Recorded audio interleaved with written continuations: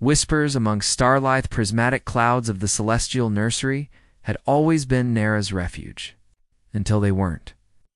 She hovered at the edge of the luminous nebula, her translucent form shimmering with emotions she could no longer hide among her kind. "The Council's decision is final," Elder Varant's voice resonated through the cosmic dust. "Your empathic resonance has grown too unpredictable. You endanger the collective harmony." Nera's inner light flickered with shame. Among the Starsingers, emotional stability was everything. Her ability to absorb and reflect others' feelings, once considered a gift, had intensified beyond control. When she sang the cosmic melodies that sustained their ethereal existence, the raw emotion she channeled created dissonance that threatened their delicate ecosystem. "You have until the next solar alignment to depart," Varanth concluded, his form already dissolving back into the collective consciousness. Alone, in her vessel, living ship grown from crystalline spores, Nera plotted a course through the stars. Tears of liquid light streaked down her humanoid face as the nursery diminished behind her. She had nowhere to go, no coordinates to follow except away. 3 cycles later, warning lights flashed throughout her ship. Gravitational anomalies had damaged her navigation system. Pulling her toward an unremarkable blue planet in a mundane solar system, the crash was violent. Tearing through fields of green plants before coming to rest in soft earth, emergency protocols engaged, altering Nara's form to match the dominant species' appearance. Her luminescent skin dulled to a pale blue-tinged hue, still unusual but less alarming to human eyes. Tomas Winters was inspecting damage to his wheat field when he found her. At 34, he had retreated from human society to this isolated farm after his botanical research. Had been ridiculed by the scientific community.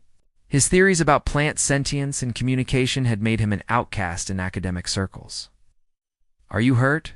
he asked, approaching cautiously. Rain had begun to fall, soaking them both.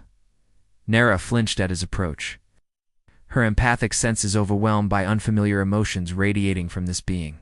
Curiosity, concern, and a gentle sadness enveloped her. "My vessel," she managed in halting English, extracted from satellite transmissions during descent, "damaged." Tomas looked beyond her to the crystalline structure half buried in his field. It pulsed with dim light like a heartbeat growing fainter. "Come inside," he said, offering his hand. "Storm's getting worse," Nera hesitated. On her world, touch between strangers was sacred, intimate. But something in this human's energy called to her. As raindrops struck her skin, they amplified the emotions around them, his compassion, her fear, their shared loneliness. She took his hand. That night, as Tomas slept in the room next door, Nera stood by the window watching Earth's single moon. For the first time since her exile, the hollow ache in her chest began to subside. Perhaps, in this unexpected place, she might find what had always eluded her among the stars' understanding. Echoes of understanding dawn broke over the farmhouse, spilling golden light across Nera's borrowed clothes. 2 weeks had passed since her crash landing, and Tomas had proven remarkably accepting of her extraterrestrial origin. Today, they would attempt to assess the damage to her ship. "Your species grows your vessels," Tomas asked as they walked through the wheat field, morning dew soaking their boots. His scientist's mind hungered for understanding, finding in Nera's existence validation for his own unorthodox theories. "We sing them into being," Nera explained, her voice carrying unusual harmonics. "Crystalline spores respond to our emotional frequencies, growing according to the song patterns." Tomas nodded thoughtfully. "Like my research on plant communication through frequency vibrations, the academic world thought I was delusional." They reached the ship, now covered with a camouflage tarp. Beneath it, the crystalline structure pulsed weakly, responding to Nera's presence. She placed her palms against its surface, closing her eyes.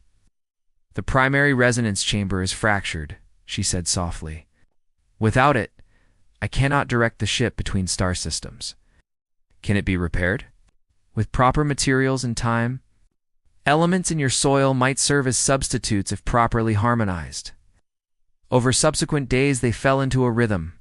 Mornings in the field, tending both wheat and the slowly healing ship. Afternoons in Tomas's workshop, experimenting with earth minerals that might resonate with the crystalline technology. Evenings on the porch, sharing stories of their worlds. Nira learned about Earth's diverse ecosystems, its chaotic history, its contradictory beauty. She taught Tomas about the cosmic songs that threaded between stars, the delicate balance of energies that comprised the universe as her people understood it. "Why were you cast out?" Tomas finally asked one evening as sunset painted the sky in colors that reminded Nira of home. She looked away. "I feel too much." Among star singers, emotions must be controlled, channeled precisely. Mine grew too intense, too unpredictable. My songs began to carry undercurrents that disturbed the collective. They feared what they couldn't control, Tomas said, understanding in his eyes. "As your colleagues feared ideas that challenged their understanding," she replied.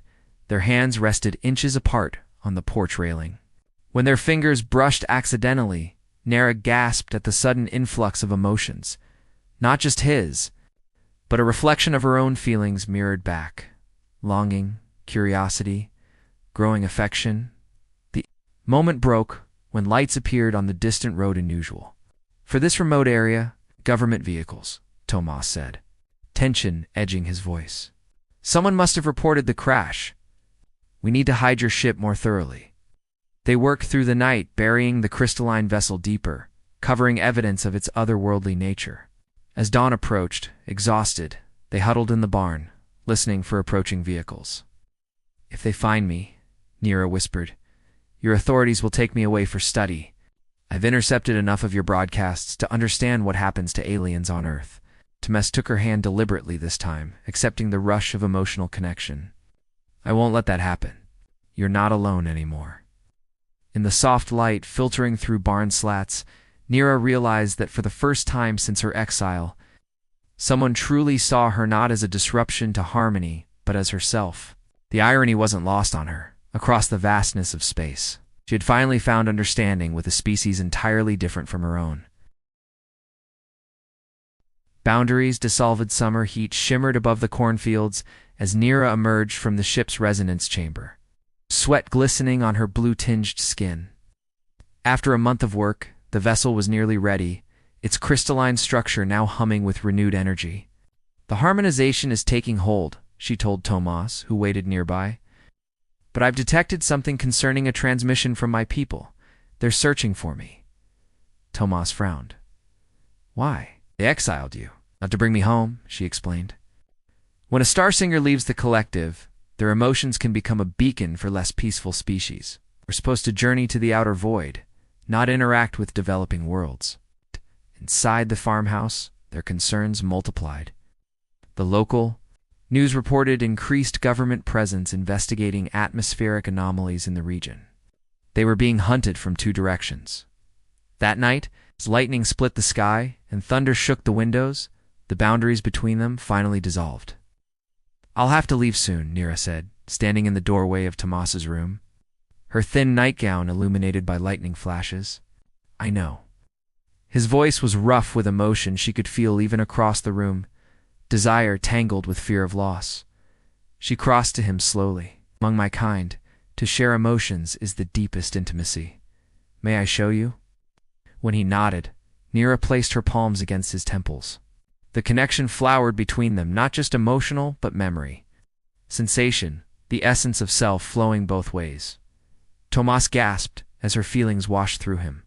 The cosmic loneliness, the wonder of discovery, the growing warmth of affection for him that had become something more profound. "I feel everything," he whispered in awe. "As I always do," she replied. Their lips met tentatively, then with increasing certainty. Nara's empathic abilities amplified every sensation, creating a feedback loop of pleasure and connection that transcended physical boundaries. As they moved together on his narrow bed, her skin began to glow softly from within, illuminating them both. Afterward, tangled together as rain pattered against the roof, Tomas traced patterns on her luminescent skin. "If you have to leave, I want to go with you."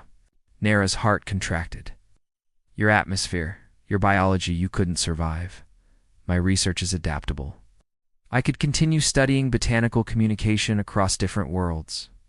His fingers twined with hers. Unless you don't want I do, she interrupted. But the journey would change you. No human has experienced what you would face. He smiled. No Starsinger had experienced this planet until you crashed here. We adapt. Dawn brought urgency. Satellite imagery showed 3 government vehicles approaching the farm. Simultaneously, Nera's ship detected a celestial craft entering the outer atmosphere Starsingers, coming to ensure her proper exile. They packed hastily seeds from Tomas's most promising experiments, books, essential supplies. As the sound of helicopters grew audible, they ran for the hidden ship. Are you certain? Nera asked one final time, as they stood before the resonance chamber. In answer, Tomas stepped forward and kissed her, accepting whatever transformation lay ahead. The crystalline vessel rose through the clouds just as black. SUVs breached the farm's perimeter, leaving nothing behind but swirling dust and legends that would someday be told about the botanist who disappeared among the stars.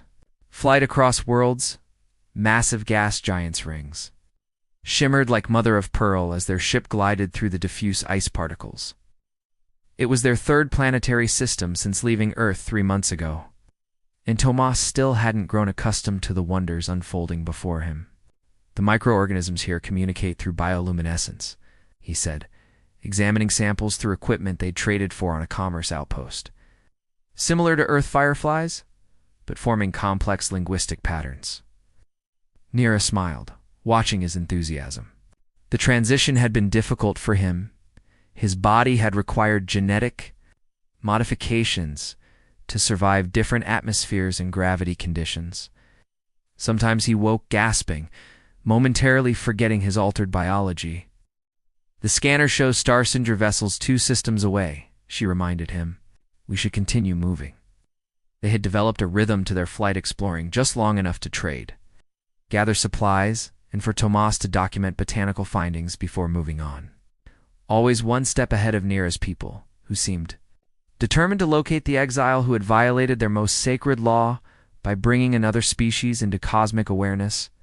At the helm, Nera guided their ship into hyperspatial currents. The living vessel had bonded partially with Tomas, responding to his emotional states alongside hers. When they were intimate and increasingly profound experiences as empathic, sensitivity grew through continued connection with her. The ship's systems often produced harmonic resonances that lingered for hours. I've been thinking, Tomas said, as stars streaked past the viewfield. We can't run forever. Each jump depletes the ship's resources. Nera nodded reluctantly. And your modifications require stabilization soon. We need a permanent solution. They set course for the liminal Bizarra trading post, existing in the fold between dimensions, where outcasts and wanderers from countless species gathered. If anyone could help them, it would be found there. The Bizarre overwhelmed Tomas's senses. Beings of energy, silicon, carbon, and elements he couldn't name flowed around them. Languages beyond comprehension filled the air alongside scents that triggered colors in his mind, an unexpected side effect of his modifications. At a stall constructed from what appeared to be living coral, they met Juniper, a human-adjacent trader who had left Earth centuries ago, according to her reckoning. Starsingers. She whistled through gill-like structures, nasty business crossing them. They maintain half the stable wormholes in this sector. We need a permanent sanctuary, Nera explained, or a way to convince the council to accept our bond.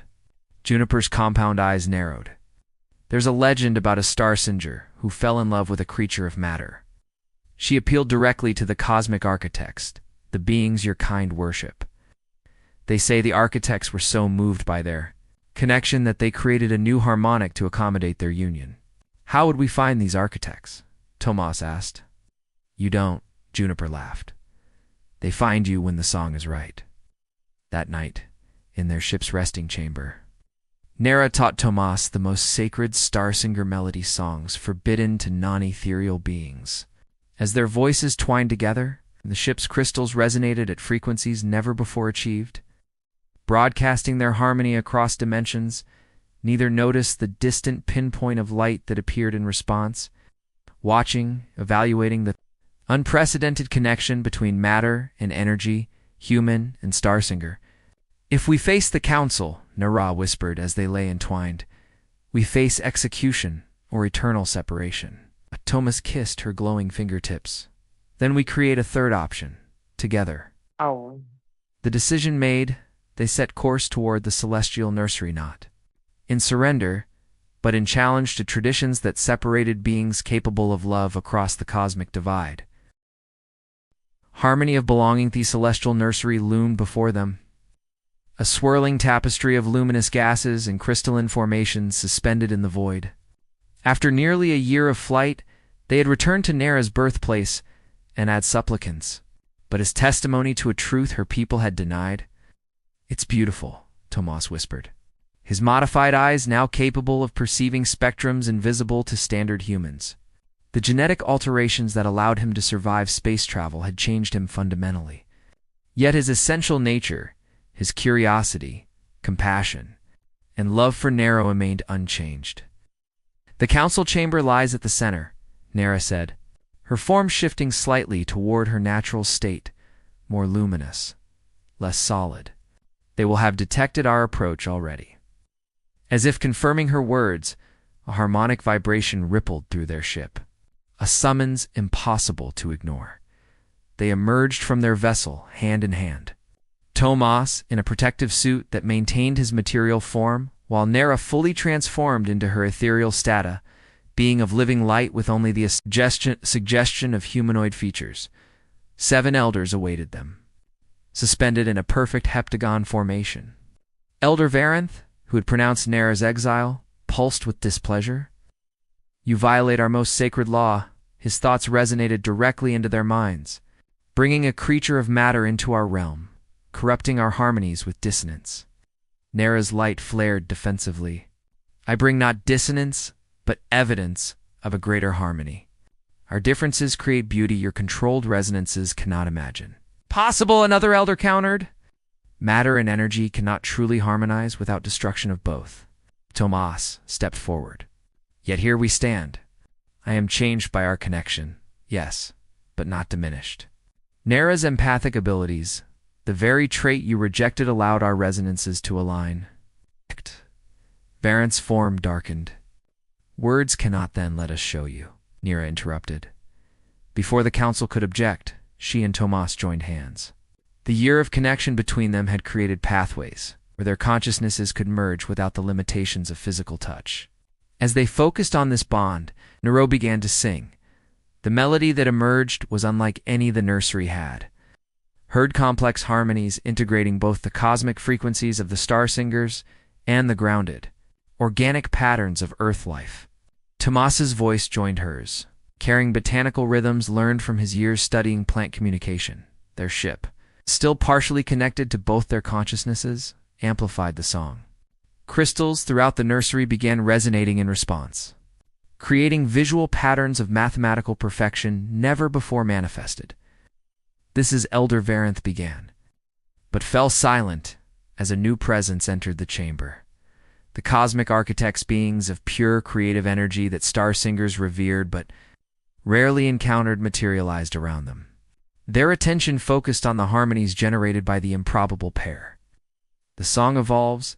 The architects communicated in concepts rather than words, as it must. The eldest architect approached Nara and Tomas, examining their connection with ancient awareness. Separation was never the path to harmony, it conveyed. Only through integration of seeming opposites can the cosmic song grow. Your union creates patterns essential to the next movement. The council's resistance dissolved before this revelation, where tradition had seen only disorder in Nara's empathic abilities. The architects recognized evolution, the capacity to bridge worlds previously thought incompatible. That night, as new stars formed in the nursery's outer reaches, Nara and Tomas stood at the viewing portal of their ship. Tomorrow would begin their work as ambassadors between realms, teaching others the harmonies they had discovered together. Home, Tomas said softly, his hand finding hers. Nara smiled. Yes, not a place but what we've created between us, round them. The cosmos continued its eternal song now with new harmonies interwoven, born from a crashed ship, a wheat field. And the unexpected grace of finding belonging in the most unlikely of places.